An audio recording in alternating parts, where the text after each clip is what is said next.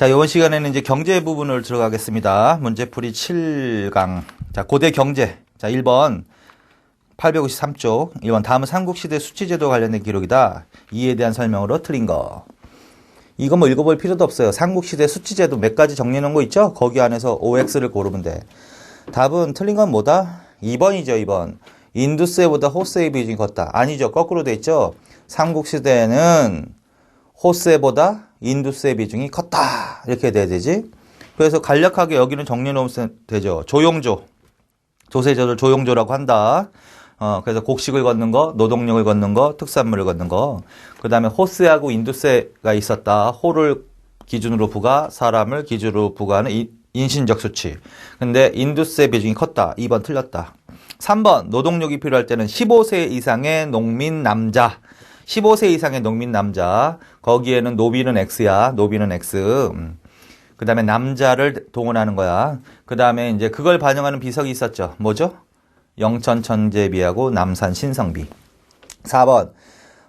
공무를 수치하는 거, 조와 관련되는 거. 공무를 수치하는 제도. 신라에서는 뭐라 그런다? 결부제. 이렇게. 고구려는 경무법. 백제는 두락제. 자, 2번. 삼국의 무역에 대한 설명으로 틀린 거. 삼국의 무역에서 틀린 것은 뭐다? 4번이죠. 자, 울산. 울산은 이슬람 상인까지 와서 교역하는 대표적인 국제무역항으로 발전했다. 자, 지금 삼국시대 문제잖아. 울산은 통일신라 시대로 가야지. 그래서 이슬람 상인이 울산까지 와서 장사를 했다. 그러면 통일신라 시대에 울산. 국제무역항, 울산. 그 다음에 고려시대에 가면, 고려시대에 가면 뭐야? 병난도, 그거 기억하세요. 병난도. 병난도는 예성강 어기, 입구 예성강. 그래서 울산을 중심으로 하는 국제무역, 통일신라 시대. 그 다음에 병난도를 중심으로 하는 국제무역 하면 고려. 그 다음에 3번. 삼국시대 귀족의 경제생활로 맞지 않은 것은 뭐다? 2번이죠, 2번. 자, 요거 조심하셔야 되지. 노급은 국가에서 관료 귀족에게 지급한 일정한 지역의 토지. 맞지? 그 토지의 소유권을 지급하다. 소유권, 그거 반드시. 그래서 이 지금 삼국시대부터 조선시대까지 계속 토지제도를 물어볼 건데, 거기에 국가에서 지급하는 토지는 소유권을 주는 것이 아니라 무조건 뭘 준다? 수조권을 지급하는 거다. 세금을 거둘 수 있는 권한, 수치 권한을 주는 거지, 소유권을 주는 게 아니란 말이야. 그래서 반드시 그거 잘 읽으셔야 돼요. 자, 그래서 지급받아 마음대로 팔고 수 있었으면 그 토지다 노동력까지 증발할 수 있었다. 이거 반드시 정리해놔야지. 삼국시대에는 이게 제일 중요하죠. 시급과 노급. 시급과 노급. 시급은 누구한테 주는 거야? 공을 세운 귀족에게. 노급은 누구한테 주는 거야? 관료. 이것도 헷갈리면 바뀌면 안 된다 그랬죠. 그러나 누구한테 주는 거야? 귀족에게 주는 거지. 백성들이 아니라. 뭘 주는 겁니다? 그건 공통점이죠. 조를 수취할 수 있는 권한, 수조권 플러스 노동력까지 증발할 수 있었습니다. 반드시. 자, 그래서 시급과 노급은 반드시 정리해 놓으세요. 자, 그 다음에 이제 3번. 3번? 4번. 삼국시대 농민들의 경제생활로 맞지 않은 것은 삼국시대는 왕토 사상에 의해 농민은 자기 소유의 토지를 경작하지 못하고 부유한 자의 토지를 빌려 경작했다. 틀리죠. 자, 그래서 삼국시대뿐만 아니라 고려시대까지 왕토 사상이 있는 거지. 토지와 관련해서는 무슨 사상이 있다? 왕토 사상이라는 게 있다. 왕토 사상은 어떤 사상이다? 모든 토지는 왕의 것이다. 그래서 모든 토지는 뭐다? 국가 소유다. 국가 소유다. 국유다라는 사상이야. 그런데 이거는 원칙을 표방한 거야. 원칙. 그렇죠? 원칙. 이념에 불과했다 이래야 되지. 이념에 불과했다.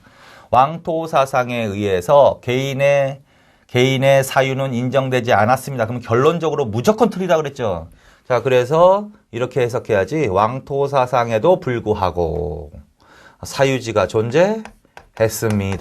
사유지가 존재했습니다. 그래서 삼국시대 귀족뿐만이 아니라 일반 백성들도 어떻게 자기 토지를 경작하거나, 그렇지? 자기 토지. 그럼 자영농이지 뭐, 자영농. 자기 토지를 경작하거나 아니면 귀족의 토지를 빌려서 경작. 그 용장민이라고 하셨죠? 자, 그래서 이건 무조건 틀렸다고. 자, 이거는 삼국시대뿐만 아니라 통일신라 시대도 고려시대도 이런 문장이 나오면 이렇게 해석을 해야지 결국은 이렇게 해석을 하면 안 된다. 그럼 왕토 사상은 무엇에 이용됐을까? 그럼 왜 국가는 이 사상을 강조했을까? 그게 이제 백성들에 대한 사유지에 대한, 그러니까 농민과 토지에 대한 지배력을, 국가 지배력을, 국가의 토지에 대한 지배력을 어떻게 강화시키기 위한 목적이 있었다. 그런 의미가 있다. 그래서 이렇게 이해하세요. 나머지는 맞다라는 소리죠. 5번 다음 글에서 가로 안에 들어갈 내용으로 옳지 않은 거. 삼국은 서로 치열하게 경쟁하고 있었다. 각 나라는 군사력과 재정을 확보하기 위해서 농업 생산력 증대에 많은 관심을 기울였다. 등 여러 정책을 시행하자. 여기서 정책이란 결국 뭘 물어보는 거야? 농업 생산력 증대와 관련되어 있는 여러 정책. 농업 생산력이 증대되어 농민 생활도 점차 향상되어 갔다. 여기 안에 들어가. 농업 생산력 증대와 관련이 없는 정책은 뭐다? 정전의 지급이죠. 뭐 정전의 지급. 우경을 장려하고 그 다음에 철제 농기구를 보고하고 수치 제도를 정비하고 그렇지? 국가 재정을 이거는 농업 생산력 증대보다는 농업 생산력 증대를 통해서 어떻게 재정을 확보하기 위한 수단인 거지. 그러니까 결국 이걸 물어보는 거네. 농업 생산력 증대와 그 다음에 재정을 확보하기 위한 여러 정책들이 뭐냐라는 거야. 그래서 우경 장려, 철제 농기구 보고, 수리 시설 확충하고, 황무지 개간 장려하고 그런 건 당연히 들어가는 거고. 그리고 우경 실시 이 철제 농기구 보고 우경 실시는 어느 왕으로 가도 된다. 지증왕, 신라 시증왕. 그 다음에 수치제도 정비하고, 그 다음에 정전의 지급은 이거는 상관이 없는 거야. 이건 삼국시대도 아니고 어느 시대로 가야 돼? 통일신라시대로 간다. 맞지? 자, 삼국시대부터 시급이나 노급이 주어졌었죠? 근데 통일신라시대로 가면은 신문왕 때, 중현왕이지 이왕, 신문왕 때 어떤 조치를 취하지? 관료전을 지급하고, 그 다음에 노급을 어떻게 하지? 노급을 폐지한다. 폐지. 노급, 시급을 폐지하는 게 아니야. 노급을 폐지하는 거야. 이거 반드시 알아놔야지. 그 다음에 이제 시급은 제한한다. 요 정도로 이해하시면 돼. 시급은 될 수 있으면 제한하고. 그러다가 이제, 그리고 그 다음에 성덕왕 때 왕토 사상에 의해서 백성들에게 뭘 지급한다? 정전을 지급한다라는 거야. 그래서 정전 지급은 일단 통일신라시대 때 나와야 돼. 통일신라시대. 그리고 이 정전의 지급은 국가의 토지에 대한 지배력 강화하고 관련이 있지. 이건 농업 생산력 증대나 수치 제도하고는 관련이 없단 말이야. 자, 그래서 요거 그다음에 노급이 다시 부활한다. 어느 왕 때? 경덕왕 때. 그래서 통일신라시대까지 이어서 하는 거지 지금. 노급이 뭐야. 그래서 이 부분은 잘 나오기 때문에 반드시 정리해 놓으세요. 자, 그다음에 6번 통일신라시대 경제에 대한 설명을 틀린 거. 틀린 거는 뭐다? 4번이지 4번. 자, 통일신라시대 때 정리해놔야 될 게 뭐죠? 통일신라시대 정리해놔야 될 게 바로 뭐다? 민정문서지. 민정문서는 요때 경덕왕 때 작성됐다고 추정되는 거야. 민정문서. 그거 왜 틀렸어요? 민정문서. 이거 반드시 정리해놔야지. 통일신라시대 때 이거 굉장히 중요한 건데. 민정문서인데 요거 왜 틀렸어? 3년에 한 번씩 작성하는 거지? 3년에 한 번씩. 누가 작성하는 거지? 촌주에 의해서 작성되는 거죠. 그래서 세금은 매년 수치가 이루어져. 세금은 매년 걷는 거야. 그러나 이 문서는 다시 몇 년마다 한 번씩, 3년에 한 번씩. 그래서 매년 문서를 다시 작성했다. 그게 틀린 거죠. 나머지는 맞다. 7번 통일신라 경제에 대한 설명으로 옳지 않은 거? 옳지 않은 건 뭐야? 4번이죠. 4번. 이건 개념을 잘못 설명했잖아. 귀족은 시급과 노급을 통해서 그 지역 농민을 지배하면서 조세와 공물을 거두었으나 노동력의 동원은 불가능했다. 아니란 말이에요. 시급이나 노급은 어느 시대가 나오던 삼국시대가 나오던 그 다음에 통일신라시대 때 나오던 잠깐 폐지됐다가 부활했으니까 여전히 있는 거야. 통일신라시대에도 시급과 어떻게? 노급이 있는 거야. 이때 나오던 무엇까지 동원할 수 있는 힘이 있어? 노동력까지 동원할 수 있는 힘이 있는 토지다. 이렇게 하셔야 된단 말이야. 반드시. 노동력을 동원할 수 없다 하면 뭘 물어보는 거야? 그건 관료전을 물어보는 거지. 관료전은 뭐다? 관료전은 수조건만 조를 수취할 수 있는 공물을 수취하고 특산물을 수취할 수 있는 권한만 준 거지. 노동력은 동원할 수 없다. 노동력은 동원할 수 없다. 그래서 신문왕 때 이 조치가 무엇을 의미하는 조치라는 거야? 왕권 강화를 의미하는 조치라는 거죠. 자, 그래서 그거 반드시 정리해 놓으세요. 나머지는 맞는 거지. 자, 그래서 4번이 틀렸다. 그 다음에 8번. 다음 같은 토지가 기록되어 있는 문서에 대한 설명을 틀린 거. 빨리 알아들어야 돼. 마전, 관모답, 내시령답. 이게 바로 뭐야? 민정문서죠. 이게 민정문서. 민정문서 안에 기록되어 있는, 민정문서 안에는 뭐가 기록되어 있어? 토지의 종류와 면적이 기록되어 있지. 그 다음에 호수가 기록되어 있지. 호의 수. 그 다음에 인정, 사람의 수도 기록되어 있지. 그 다음에 가축의 수도 기록되어 있지. 그 다음에 나무, 뽕나무, 잣나무 등 기록되어 있지. 그 다음에 토지의 종류로는 뭐가 나온다? 마전. 마전은 공동경작지. 마전. 그 다음에 관모답은 국가 소유지.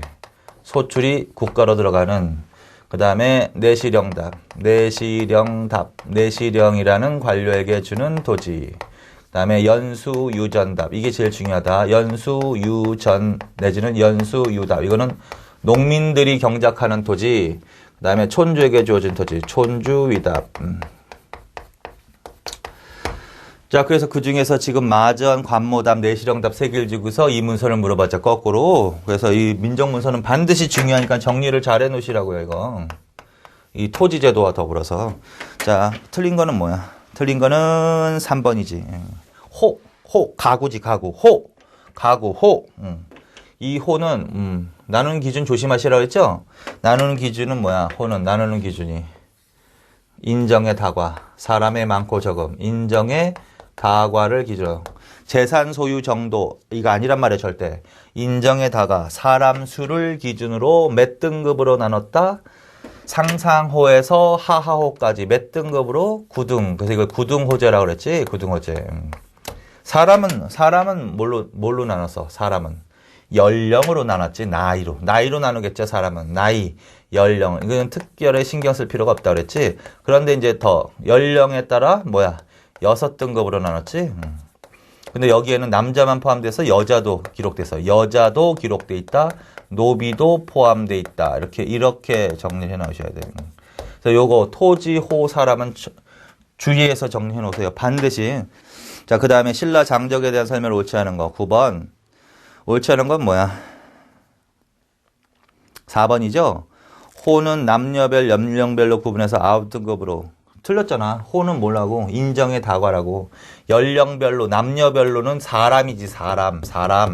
그래서 인정의 다과 기준으로 9등호제입니다. 1번, 그거 조심하시라고. 청주. 지금의 서원경 부근이지. 지금의 청주. 서원경 부근 4개 촌락에 관한 기록이지. 몇 년에 한 번씩 작성했어? 3년에 한 번씩. 누가? 촌주가. 그리고 이런 내용이 기록되어 있는 문서입니다. 이렇게. 그래서 그거 반드시. 그 다음에 10번. 다음 자료와 관련된 내용으로 가장 적절하지 않은 거. 계속 나오는 거야. 중요한 거니까. 사회 점천 어쩌고 저쩌고 해가지고 딱 이게 또 나오면 사회 점천. 자, 그다음에 사람들 나눠왔지. 사람. 사람. 그 다음에 관모답. 이런 거 나왔죠? 이게 바로 또 민정문서란 말이야. 자, 옳지 않은 것은 뭐다? 4번이지? 3년마다 각 호의 정람에 의해서 작성. 아니라고. 촌주에 의해서 작성됐다고. 촌주에 의해서 작성됐다고요. 그래서 나머지는 맞다. 자, 그 다음에 넘기시고. 11번. 다음은 통일사 시대 토지제도 변천에 대한 내용이다. 가라에 대한 설명을 틀린 거. 이것도 잘 나오는 사료 지문이라고 그랬지? 자, 그래서 한번 읽어봅시다. 1번. 가의 관려전은 수조권만을 지급하고 농민들을 강제로 동원할 수 있는 힘이 배제된 토지. 맞지? 2번. 가와 나는 귀족들의 농민에 대한 직접적인 지배력을 약화시키고 국가의 지배력을 강화시키는 조치. 이게 바로 그거 말하는 거죠. 관려전 지급하고 노급을 폐지한 거. 이게 바로 왕권 강화다. 다른 표현으로는 국가의 농민과 토지에 대한 귀족들의 직접적인 지배력은 배제시키고 그 다음 국가의 직접 지배력을 강화시키는 조치였다. 3번. 다는 왕토 사상에 의한 지급으로. 다가 뭐야? 처음으로 정전 물어봤네. 지급으로. 그전에는 백성들의 토지가 불가능했다. 아이, 거짓말이지. 그거 했잖아, 맨 처음에. 왕토 사상에도 불구하고 사유지가 존재했다고요. 그래서 정전이 바로 통일신라 시대 때 백성들이 조상으로부터 물려받은 땅 내지는 백성들이 소유하고 있는 땅이라고 추정되는 거다. 그래서 3번이 무조건 틀렸죠. 4번 노급의 부활 물어봤지? 이거는 다 귀족들의 반발. 맞죠 뭐. 그래서 정전을 잘못 설명해놨다. 12번 통일신라 시대 무역에 대한 설명을 틀린 것은 뭐다? 3번이죠. 아까 좀 전에 말씀드렸죠. 통일신라 시대 국제무역항은 뭐라고 그래야 돼? 울산이라고 해야지. 울산. 병난도는 어느 시대? 고려 시대라고 하셔야 되죠. 그래서 그게 틀렸죠. 자, 그래서 거기까지. 자, 그래서 이제 삼국시대하고 통일신라 시대의 경제에 관련해서 간략하게 문제를 푸시고. 그 다음에 이제 중세 경제로 가겠습니다. 고려시대. 자, 1번. 고려시대의 경제의 특징을 설명한 것이다. 가라에 대한 설명으로 틀린 것은? 가는 전식과. 1번. 전식과에 대해서 물어봤네. 문무관리로부터 군인, 한인에 이르기까지 18등급으로 나누어 공무를 술취할 수 있는 전지와 땔감을 얻을 수 있는 시지를 주었다. 맞죠, 이거? 그 다음에 나는 뭐야? 수치제도. 고려시대 수치체제. 조세는 토지를 농가 밭으로 나누고 비옥한 정도에 따라 6등급으로 나누어 부과하였고 거두는 양은 생산량의 10분의 1. 틀렸죠, 이거? 고려시대는 몇 등급으로 나눠야 돼? 3등급. 6등급으로 나누는 거는 어느 시대야? 세종대왕 때, 조선 세종대왕 때. 전분 6등법. 그래서 그건 무조건 틀렸어. 2번이 틀렸습니다. 자, 그 다음에 양전사업을 실시하고 호족을 작성했다. 이것지? 양전사업은 토지조사 사업이고 호족은 호구조사를 한 다음에 작성하는 문서지. 이거는 그래서 토지대장이 양안을 작성하고 편성된 호는 인구의 장정이 많고 적음에 따라 구등급으로 나누어 부역에 동원했다. 맞습니다, 이거. 그래서 고려시대에도 구등호제가 시행되었습니다. 그 다음에 라는 뭐야? 개간을 장려했다. 개간한 땅에 대해서 일정 기간 동안 조포역. 이거는 그냥 어렵게 생각하지 말고 조포역은 세금이야. 그냥 세금을 감면해주기도 했다. 이거는 전시과 제도 하나 물어본 거지. 전시과. 그래서 고려시대 토지제도의 종류. 먼저 역분전. 항상 기억하시고. 역분전 다음에 뭘로 가는 거야? 전시과. 전시과는 어느 때 붕괴돼? 무신난으로 붕괴됐지. 그 다음에 무신정권이 붕괴되고 원종 때 녹과전. 그리고 이제 농장이 확대되는 거지. 농장. 원관석기 때. 그 다음에 이제 전제기억으로 전법이 공포되는 거죠. 그래서 이제 고려시대 토지제도의 변천 과정이고, 그 중에서 이제 전시과가 제일 중요하다. 전시과는 뭘 주는 거다? 전지와 시지. 전지와 18등급으로 나누어. 전지와 시지를 주는 거다. 전지란 토지. 근데 토지의 소유권이야, 수조권이야? 수조권. 시지는 뭐야? 임야, 땔감. 그래서 전시과라고 한다. 이렇게 받은 토지는 세습이 가능해, 불가능해? 세습 금지가 원칙이다. 전현직조서 맨 처음에부터 전현직조서 현직에만 줬어. 전현직 줬지. 그 다음에 어디에 한정해 줬어? 경기에 한정해서 줬지. 이거 항상 기억하시면 돼. 자, 그래서 이게 전시과의 기본적, 가장 기초적인 특징이다. 이렇게. 자, 그 다음에 이제 고려시대에 뭘 정리나? 수치제도를 정리해 놓는 거죠. 그래서 수치제도는 조세, 곡물 납부, 그 다음에 역, 그래서 세 개 정리해 놓는 거지. 그 중에서 이제 조세 정도를 좀 정리해 놓으시면 되지. 조소는 생산량의 10분의 1, 그 다음에 토지를 3등급으로 나누어 차등으로 부과했다. 그거 반드시. 그 다음에 이 수치제도와 관련해서는 수치의 근거가 있어야 될 거 아니야? 근거. 그래서 무엇을 작성한다? 무슨 사업가? 양전 사업가, 토지 대장인 양안을 작성한다. 그 다음에 호구를 조사한 다음에 무엇을 작성한다? 호족. 이게 바로 수치의 근거다. 말하자면 통일신라 시대의 민정문서에 해당되는 기능을 하고 있다. 자, 그 다음에 고려시대는 농업장려책을 했지, 농업을 장려했지. 이거는 고려시대뿐만이 아니라 삼국시대부터 조선시대에 다 해당되는 거죠. 농업을 장려하고 농민을 보호하는 정책을 폈죠. 그거의 얘가 바로 뭐다? 개간을 장려했다라는 거지. 그래서 개간을 장려한 땅에 대해서는 일정 기간 면세해줬다. 성종은 친히 모범을 보이기도 했다. 농사의 모범, 적전을 친히 갈았다. 그 다음에 농번기에는 농민들을 함부로 자벽에 동원하지 못하도록 했다. 이자가 원곡을 넘으면 그 이상 받지 못하도록 했다. 이렇게. 각종 빈민구제 시설을 제도를 운영했다. 이렇게 그 중에 하나인 거죠. 자, 그래서 토지제도, 수치제도, 농업장려, 농민보호책 그거를 이제 간략하게 물어본 거지. 자, 그래서 이런 것들은 정리를 할 필요가 있다. 그다음에 2번 고려시대 경제에 대한 설명을 틀린 거. 틀린 건 뭐다? 3번이죠. 향부곡의 주민들에게 먹, 종이, 금은 수공업 제품을 생산해서 곡물로 바치겠다. 이거 뭐 정리해놔야지. 이걸 뭐 경제뿐만 아니라 사회에도 나오잖아. 고려시대에는 뭐가 있어? 부곡, 소라는 특수행정구역이 있었지. 일반 군현민에 비해서 차별 대우를 받았지. 그런데 이 향부곡에 사는 사람들은 주로 무엇에 종사하는 사람이 많았다? 농사에 종사하는 사람이 많았다. 그래서 곡식을 주로 세금을 내 조세, 더 많은 조세를 부담해야 하는 거고, 소에 사는 주민들은 주로 무엇에 종사하는 사람이 많았다?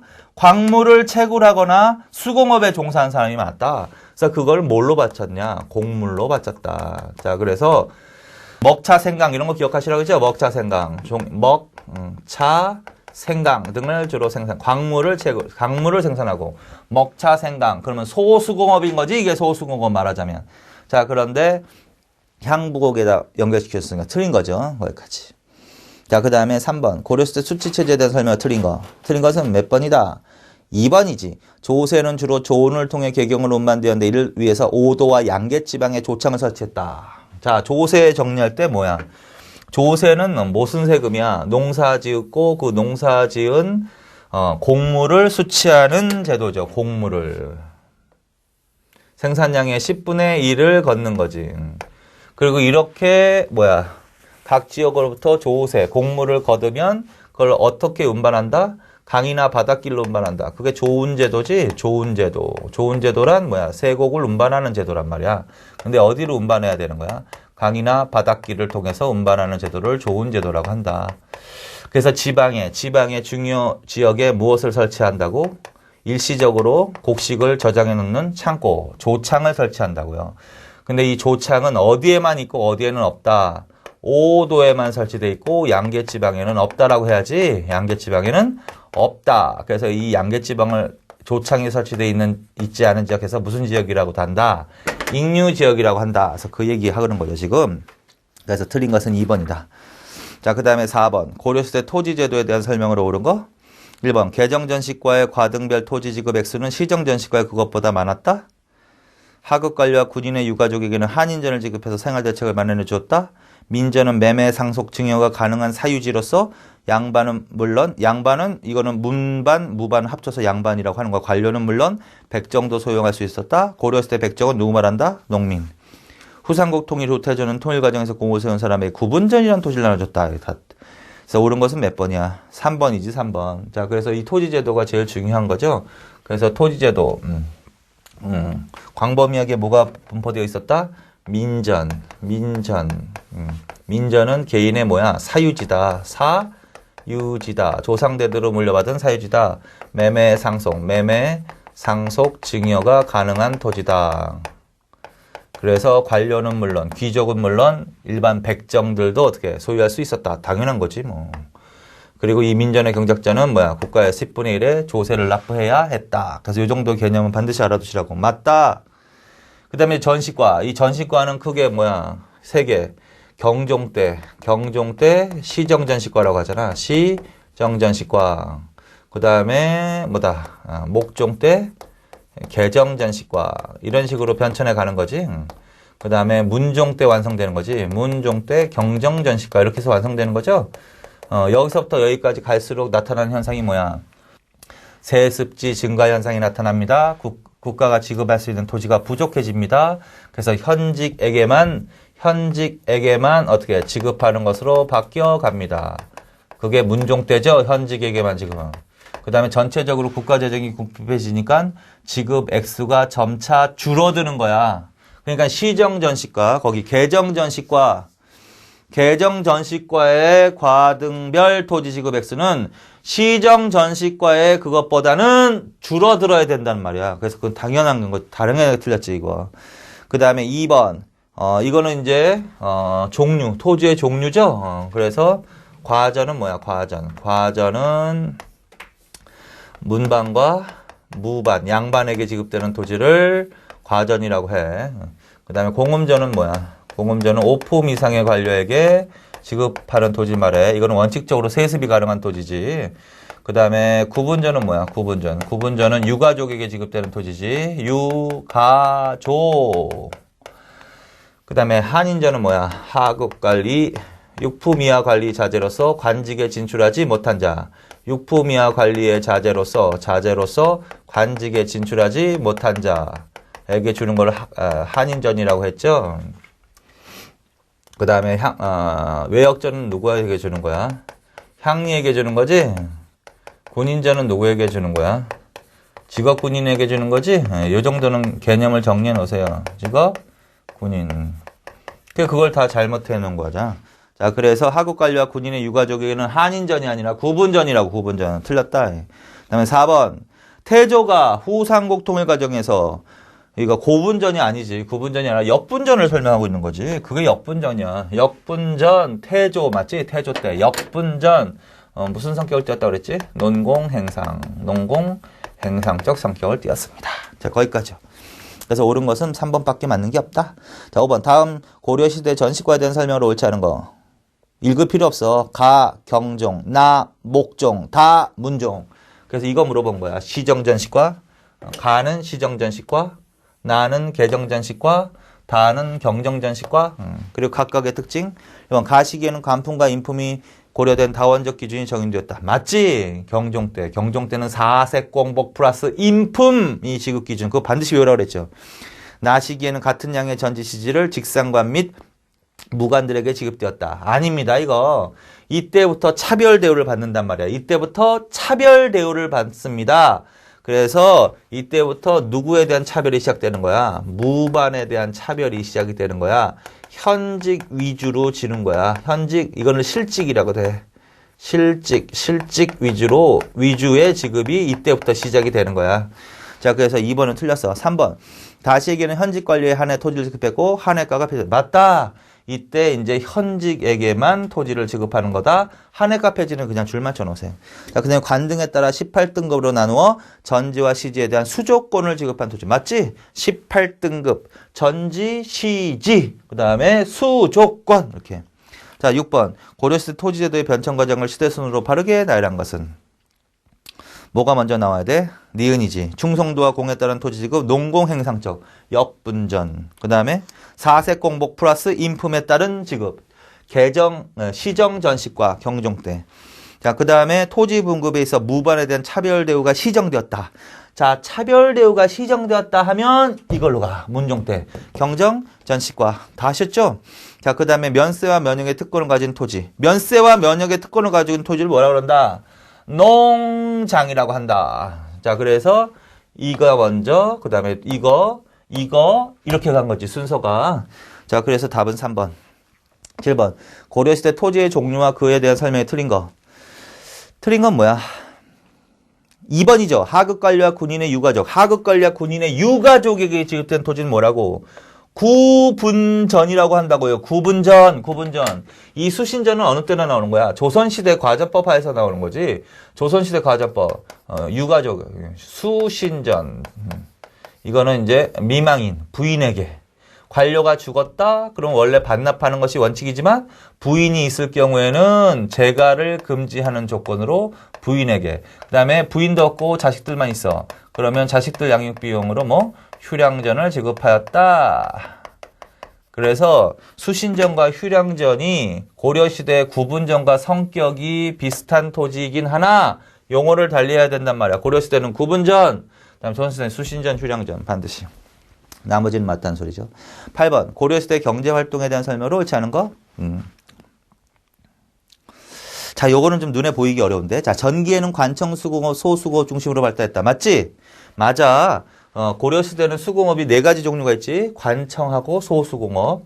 관청, 수공업. 국가가 필요한 물건을 전문가들을, 장인들을 관청에 소속시켜서 국가가 필요한 물건을 만들게 하는 거. 그 다음에 소수공업, 소외 주민들이, 아까도 했지, 소외 주민들이 하는 거.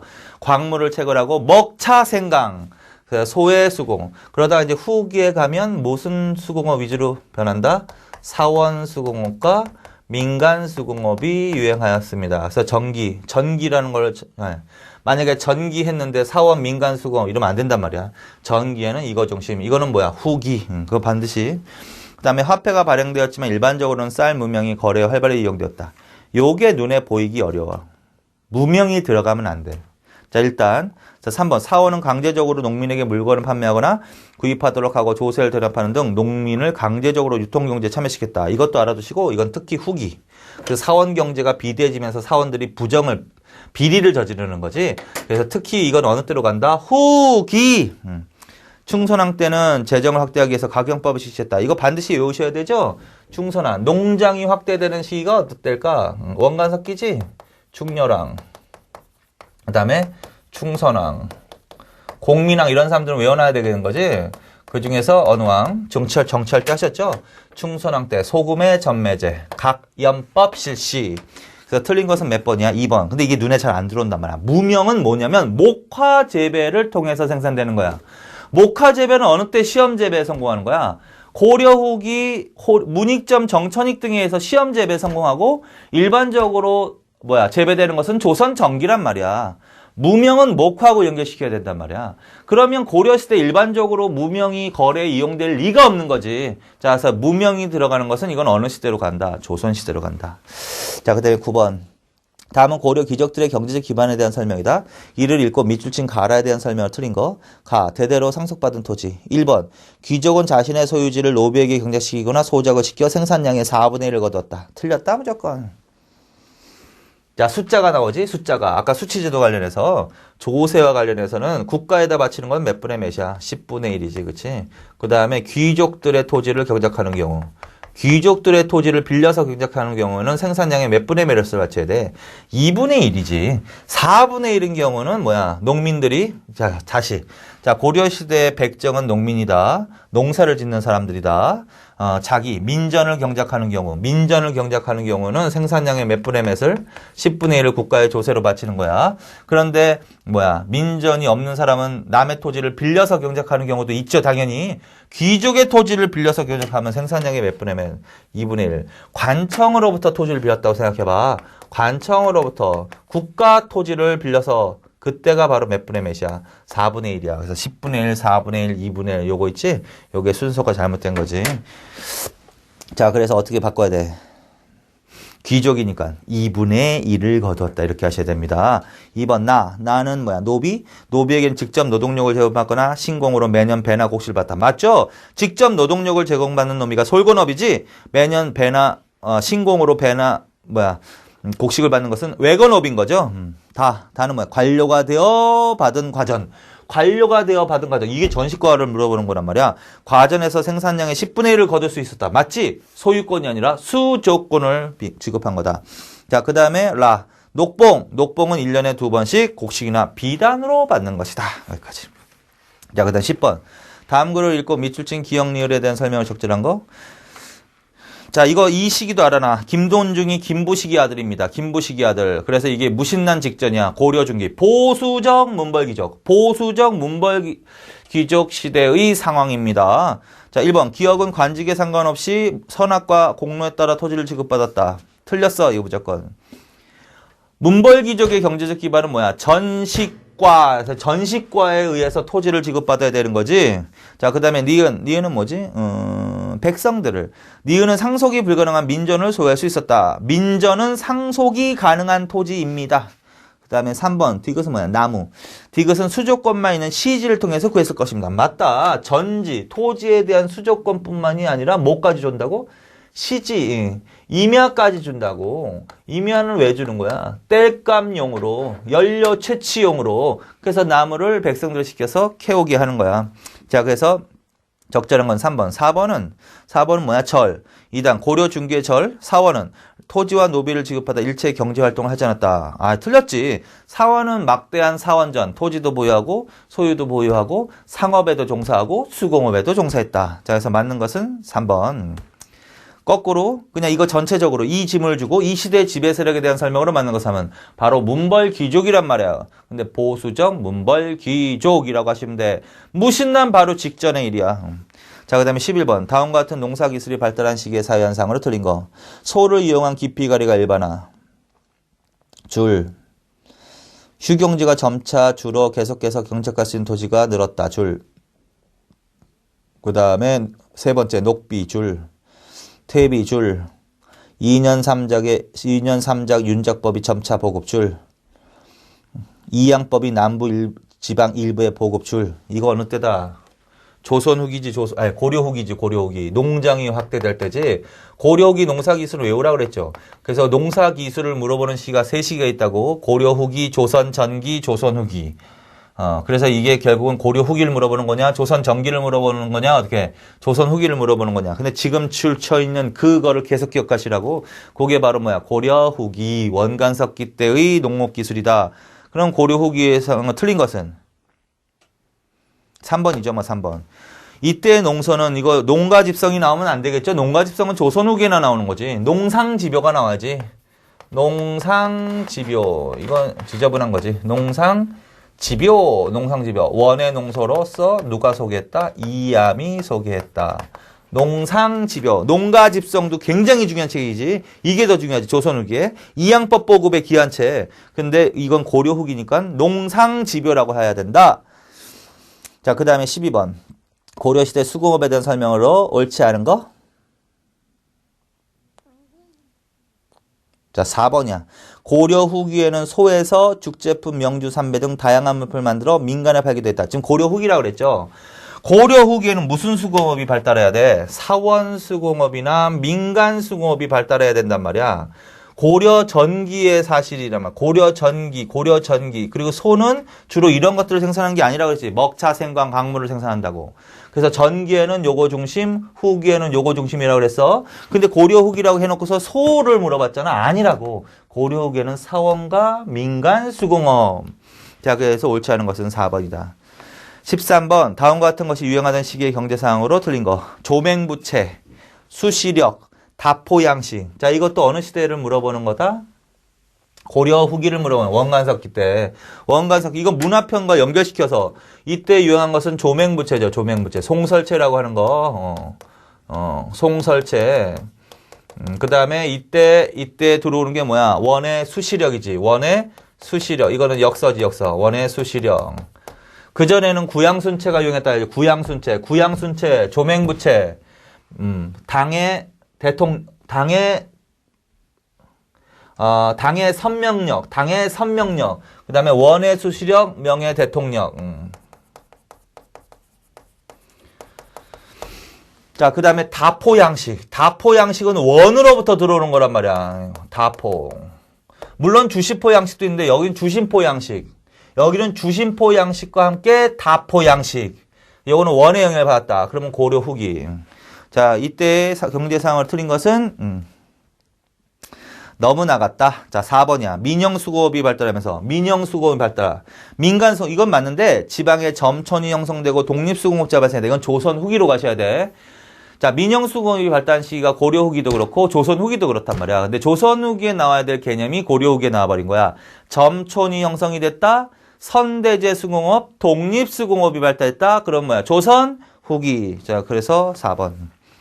14번. 고려의 대외 문물 교류에 대한 설명 중 옳은 것은 뭐다? 고려의 북진 정책으로 인해 여진과의 교류는 없었다? 있었지. 틀렸습니다. 대식교국인으로 불린 아라비아 상인들은 주로 요를 거쳐서 고려와 교역했다? 아라비아 상인은 남쪽 송을 거쳐서 들어오는 거야. 틀렸어. 고려는 송으로부터 비단, 약재, 책, 약기 등을 수입했다. 이게 답이다. 대무역이 발전함에 따라 울산은 국제무역항으로 번성했다. 이거 세 번째 말하는 거죠, 오늘.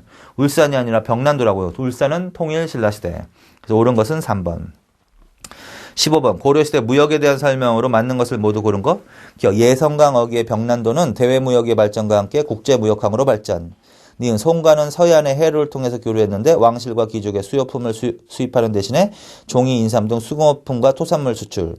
디귿. 거란과 여진은 은을 가지고 와서 농기구와 식량으로 바꿔갔다. 은, 모피, 말을 가지고 와. 얘네들은 은, 모피, 말, 농기구, 식량으로 바꿔갔어. 일본은 11세기 후반부터 내왕하기 시작했어. 순, 황 등을 가지고 와서 식량 등을 갖고 갔어. 서역과의 교류도 활발했으며 대식국이라 불리는 아라비아 상인들도 고려에 와서 수은, 향료, 산호 등을 팔았다. 이를 통해서 코리아, 고려의 이름이 서방 세계에 널리 알려지게 됐다. 다 맞습니다. 자, 그 다음에 16번. 고려시대 유행했던 경제제도에 관한 것들이다. 이것에 대한 설명이 틀린 거. 빨리 알아들어야지. 뒤에 보가 붙었지? 보! 자, 고려시대에 보가 발달했지, 보가. 그래서 그 보에 대한 설명이야. 공공사업에 필요한 비용을 마련할 목적으로 설치한 재단으로 그 이자로 사업 비용에 충당했다. 맞지? 보란 지금의 기금이나 재단에 해당되는 거지. 그리고 그 수익 사업, 수익을 통해서 그 특별한 목적에 이용하는 거지. 2번, 이를 운영하는 과정에서 고리대가 발생해서 농민의 부담이 가중된다. 맞죠? 이것도요. 이걸 운영하는 과정에서 고리대가 고리대로 변질되기도 하는 거지. 3번, 광학보는 유학진흥을 목적으로 설치한 재단. 아니다. 광학보는 승려들의 공부를 돕기 위한 거야. 유학진흥을 위한 거는 학보야, 학보가 바로 유학진흥을 위한 거. 이거하고 비슷한 게 바로 고려중기에 설치했던 양현고. 그 다음에 충렬왕 때 설치했던 섬학전. 이런 것들이 성격이 비슷한 거야. 장학재단. 유학진흥을 위한 거. 제위보는 뭐야, 거기는 거. 빈민구제지, 빈민구제. 광종 때. 제위보, 빈민구제. 광학보는 뭐야, 승려의 면학을 돕게 하는 거야. 유학이 아니라 승려의 면학. 금정보는, 현하사 종주죠. 그러니까 불교와 관련되어 있는 거죠. 그래서 3번이 틀렸습니다. 이 제도는 오늘날에도 각종 기금과 재단이라는 형식으로 계승되고 있다. 맞죠, 뭐. 3번이 틀렸다. 자, 그 다음에 이제 근세 경제로 가겠습니다. 근세 경제. 요거는 뭐 다음 시간에 조금만 쉬었다 하겠습니다. 수고하셨습니다.